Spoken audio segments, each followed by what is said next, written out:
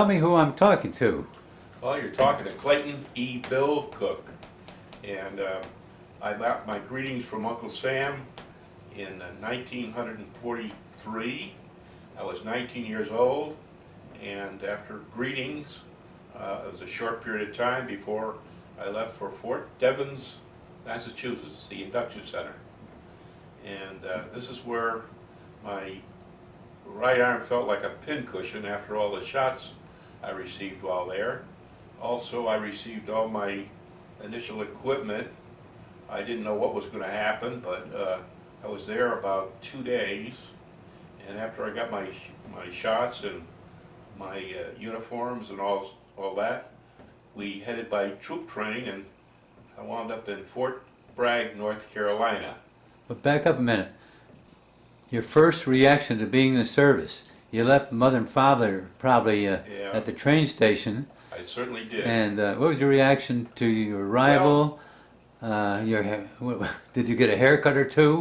Well, Did you get a shave or two? I don't know whether I got a haircut up there, but I sure as hell got one at Fort Bragg, I'll tell you that. But my reaction to leaving was, I was probably excited about it. I certainly was going to miss my folks, and my two brothers. But were there any folks from nearby that you knew? Oh yeah, I worked at the Railway Express for a while, and there were a lot of guys on what they call the working platform. And one of them, I remember, came over and gave me a $5 bill. My God, in 1943, that was like $50. So I was very pleased with that, and I sure needed it. But anyhow, I wound up at Fort Devens, and like I said, I was there for a very short period of time, and wound up down in Fort Bragg, North Carolina, which is a infantry training center. And I wound up in an infantry group and took my basic training. Now, the basic training was an 8-week training course, and boy, they put me through, you can't imagine, everything in the world. I never experienced anything like this in my life. The infiltration course, the gas masks, the smelling that horrible gas down there, and that type of training, and a lot of discipline. Boy, did I need discipline. But how about the food? the food wasn't bad. It wasn't bad at all, but it was typical Army food. And of course, we got there at night, so everybody got a hot chocolate. That's the way they used to do the troops when we went to a new camp. And I was there, as I said, for 8 weeks, and got the full discipline of these corporals and sergeants and first lieutenants and an occasional captain, but it was a pretty rough treatment for about 8 weeks. And after 8 weeks, I had no idea where they were going to send me. But did you get to have a leave at that time? no, I did not have they didn't give me a leave or anything. They shipped me out to Washington, D.C. Believe it or not, I was on the Potomac, with the Potomac River, along the highway there, going to Fort Belvoir, Virginia. And I was in a interrogation center for, I had no idea I was going to go into the military police, but that's what they put me in, the military police. I think I weighed all of 119 pounds at the time, and I think the 45 that I had to carry on my hip was damn near as heavy as I was. But it was a beautiful spot. It was a converted country club, believe it or not. But they put these big barracks up in the back, way down in the woods, and we had German. They were strictly German prisoners of war from the submarine, usually from the submarines.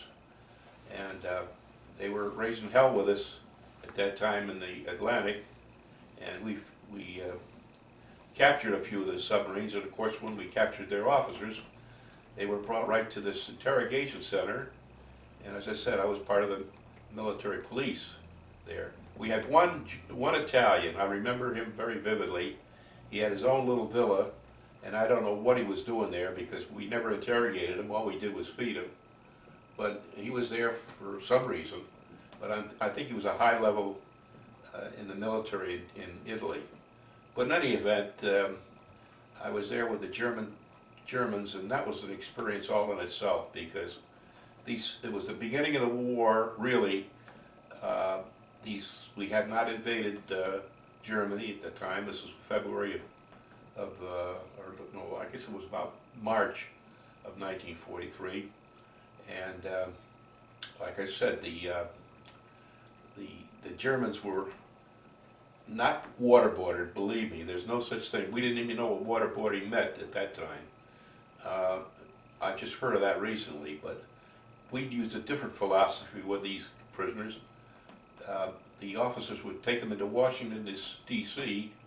They would wine them and dine them, and I don't know what else they did, but when they came back through these gates, they were usually they both acted drunk, the officers and the prisoners, because we would take them out without any type of handcuff, or they were just free to. As a matter of fact, they were dressed in American uniforms, if I remember correctly. And the only thing differently is that they spoke with a very thick German accent. But in any event, as soon as they came back to the camp after they were wined and dined in Washington, D.C., there was like a mad scramble with the officers, because they would take them into interrogation centers, and I think at that time they got an awful lot of information out of them. And that information was pumped directly to the Pentagon and then to the war zones in Europe. So it was very, very active there. And I was there for about 1 year. And like I said, not too much happened there, except that I think probably the most significant thing that I can recall was going into Washington, D.C. and getting on one of the Virginia buses. And apparently, I used to love to sit in the back of the bus. And while I was sitting in the back of the bus, it stopped. And the driver came back and told me to get out of that seat. And I said, what do you mean get out of that seat? I'm comfortable here. He said, no. He says, we don't, that's for colored, but he didn't say colored. And he said, you get up front. He said, that's where you're supposed to be. He said, I'm not moving this bus until you get up front. So I had to move up front. But then when I get into Alexandria, Virginia, I remember they had water fountains for blacks, water fountains for whites. It was, I never saw that before, of course, coming from New England. But this was kind of dramatic for me. Now, like I said, I was in Washington for 1 year, and all of a sudden I got transfer notices with 3 other fellows, and we were shipped out of camp, and I was a PFC at the time, I think, and they gave me the orders, and we headed by train to Louisiana. I was destined to go to Claiborne, Louisiana, which is right outside of Alexandria, I believe. But that was a real bad camp as far as I was concerned. We always used to say as soldiers, if they gave the United States an enema, it would be in Camp Claiborne, Louisiana. But anyhow, it was pretty rough down there. I got a little bit of basic training there. I have no idea why I went there, because I was not in the military police. I was sort of in like detached service. But I found a niche in, I guess, one of the offices, and I worked there for probably 2 months, and I can remember having, for some reason, my barracks didn't have johns, and we had to go outside to go to the john, and by damn, we were very afraid of the razorback hogs that were running around wild on the camp. I really couldn't wait to get out of there. We went like from paradise to the hellhole. Now, did you get a chance to take any leave in town?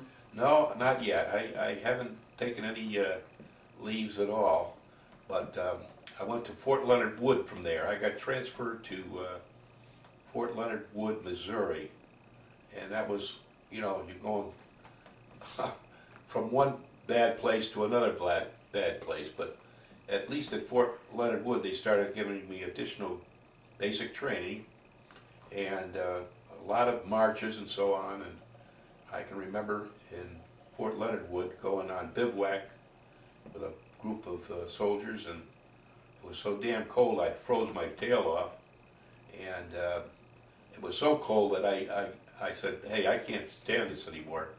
So I complained to one of the sergeants. I said, I got a horrible toothache, which I didn't have.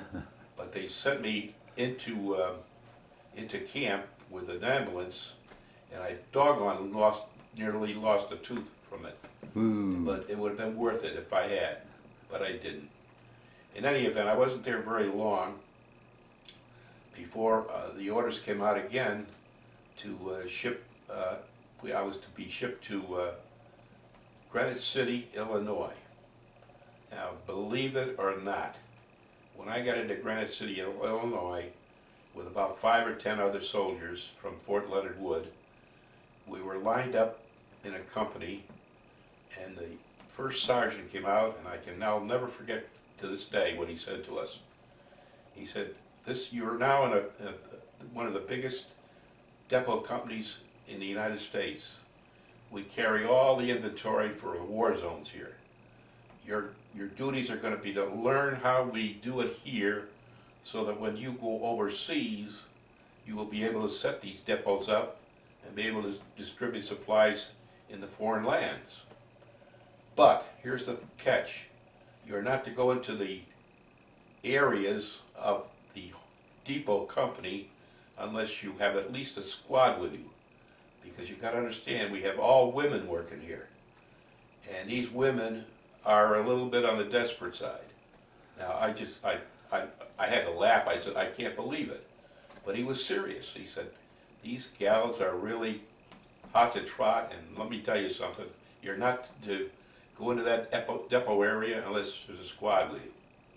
Now, that sounds humorous, and it was humorous at the time, but it was true. But anyhow, to make a long story short, I was at the Granite City Depot Company, and I learned all types of storage and distribution and filings, and we didn't have computers at the time. Everything was manual, but they instructed us how to set up a depot company in a foreign country. Now, again, I was there, and that was probably a real paradise, I have to say that, because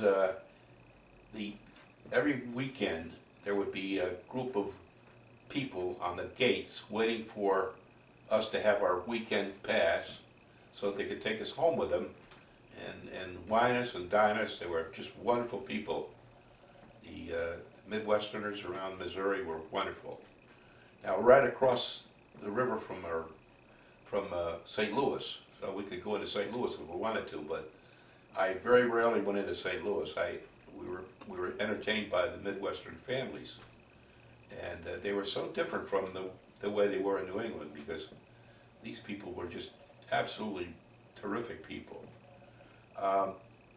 Now, after serving some time there, I think probably no more than 3 months, we were shipped out to the whole group that I went with, which was about 100 men. We were shipped back to Virginia, to Fort Belvoir, which was about 8 miles from where I was the first time, which is at a company called Fort Hunt. That was the interrogation center for the prisoners, and all we had was a post office box there.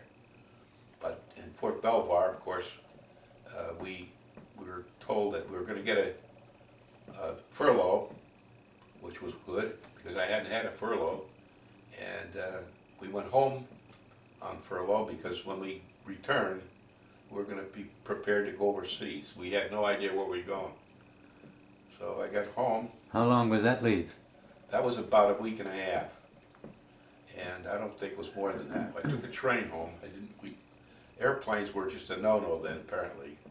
So I had to take a train home and spent time with folks and got back, and we were not told where we were going to go, but we all had to get new uniforms. This was in the winter time, so we had to turn in all of our woolen clothing and So we just surmised that we're probably going to the South Pacific, and that's exactly where we went.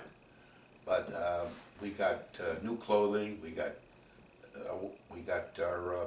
our service, all our service gear. We got carbines assigned to us, and we left on a troop train and went the southern route to Camp Pendleton, California. And then from there we went to our embarkation, and I remember very vividly getting on board the USS Blatchford for a trip to I don't know where. But we were, I can recall that so vividly because there was a great big sign that said, "The best damn soldiers in the world," and we had a band there. They played for us as we boarded the ship to go overseas. Well, this was a real adventure because I've never been on a huge boat before. And by damn, if everybody, including the sailors, didn't get sicker than the dogs, they were throwing up all over the place. Because there were, if anybody's been around the San Francisco, the Oakland, I should say, area of California, they know that there are a lot of swells in there.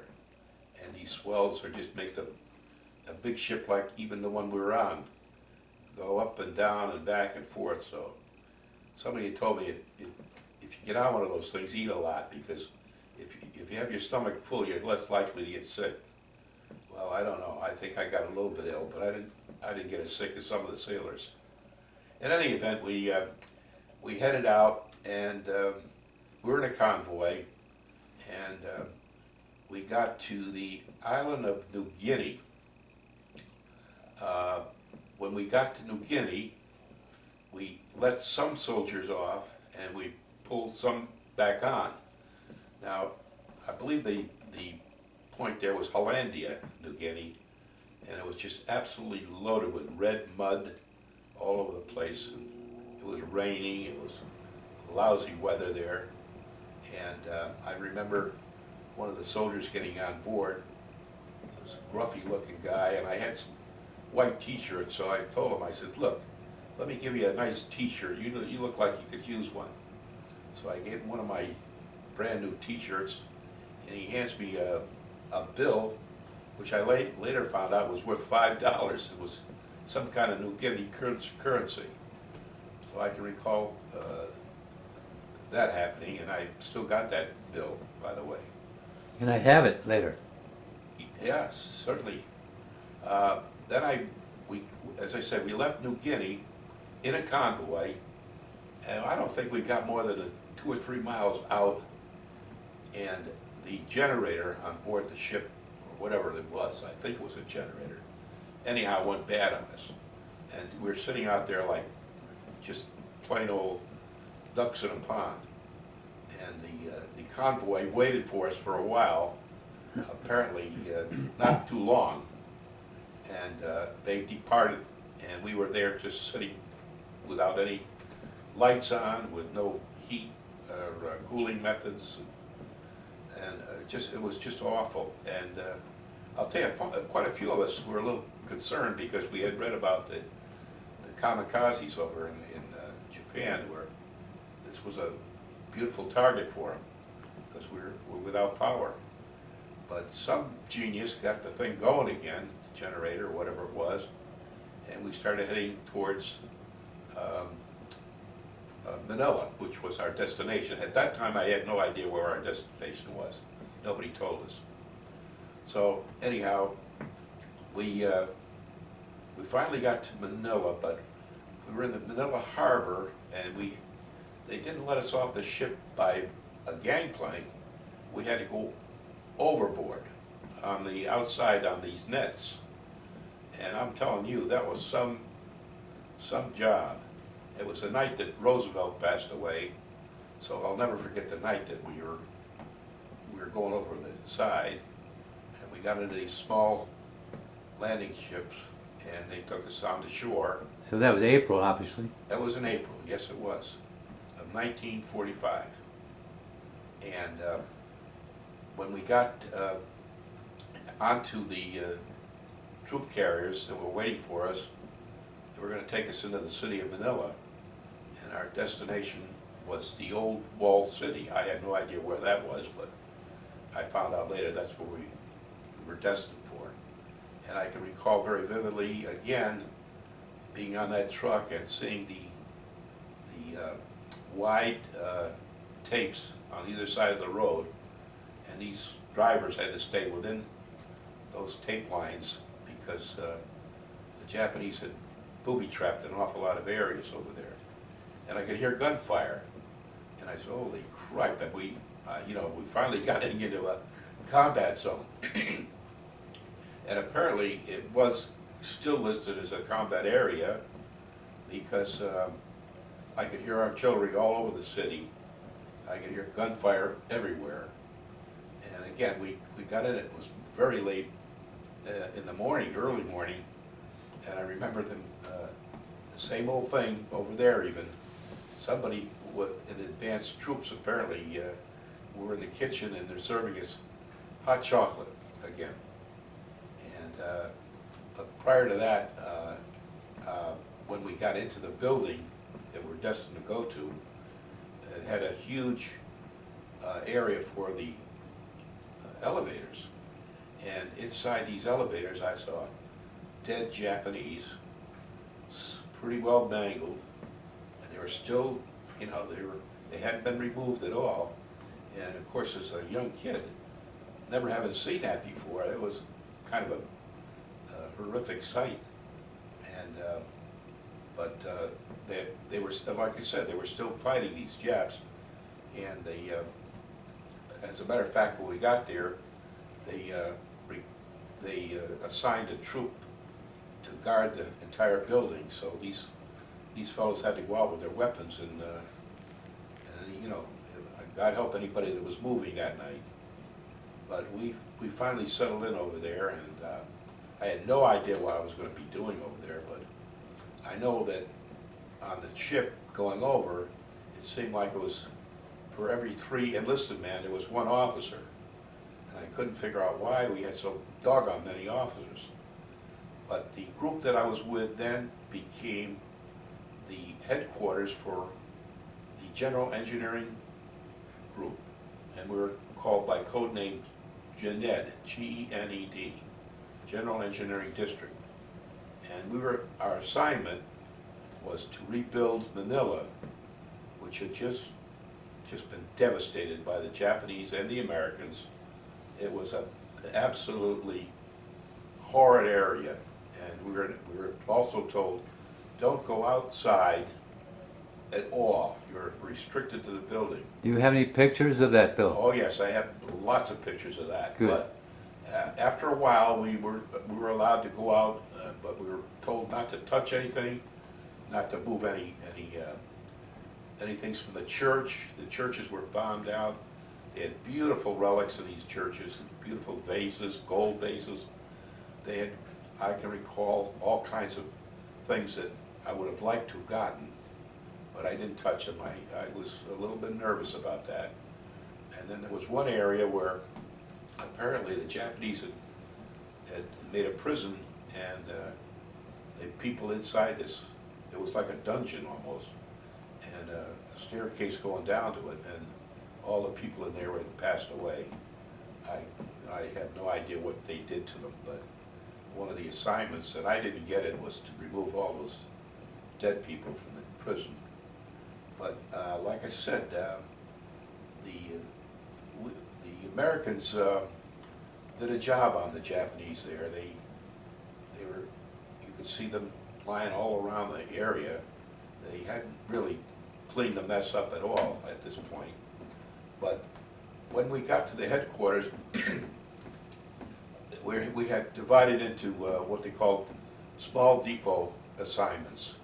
And each one of these depot assignments was to rebuild a section of the city. They had the post office, they had the government buildings, they had the bridges going over the rivers and so on. And anything that had to do with rebuilding the city to continue to exist was in the stage of rebuilding, including the water department, the electrical, and all that. At the time I got there was no electricity at night there. You could, it just had been devastated. So anyhow, my first assignment was, and don't ask me how I got it, I have no idea, but I had to work with a sergeant, a first sergeant, and we had nobody else. He said, we're going to set up a single station telephone. And I said, what the hell is that? He said, well, you'll find out. I'm going to teach you. So it was a single station telephone hookup that we had, and then we were to connect all these divisions, these depots throughout the island to our general engineering district administrative group, so that we could communicate with one another. And so again, it was like an evolution of the switchboard, because that one little switchboard turned out to be, in about 3 or 4 months, turned out to be a 5-station one. And at that time, we started hiring civilians that would be able to do the work. Now,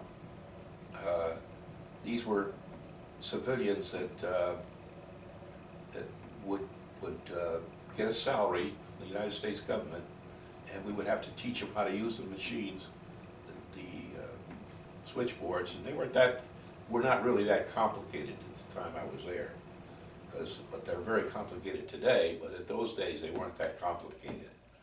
But we soon learned the ropes, and when I started out there, I was working like 2 shifts, got very little sleep.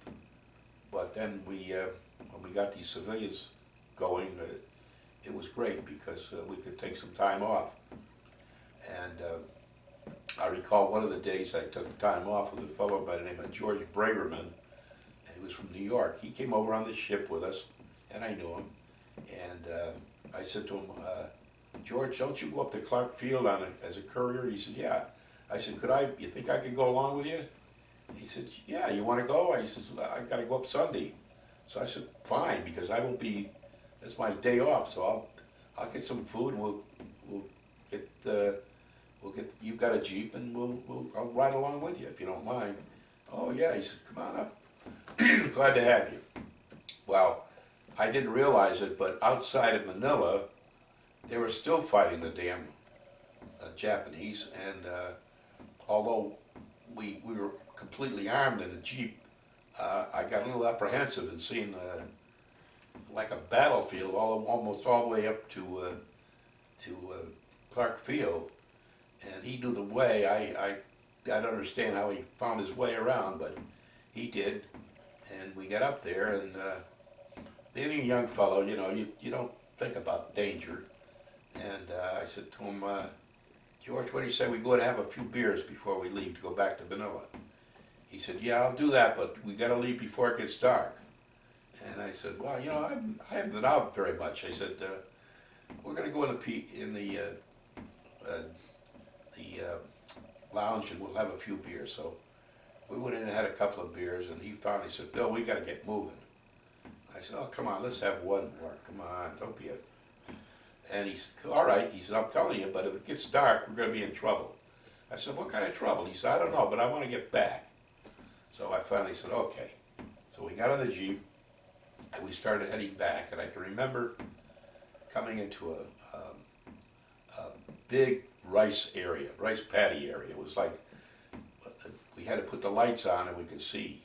Bill, as we mentioned earlier, we're going to take a break about this point. I want to hear the rest of it as soon as we start up.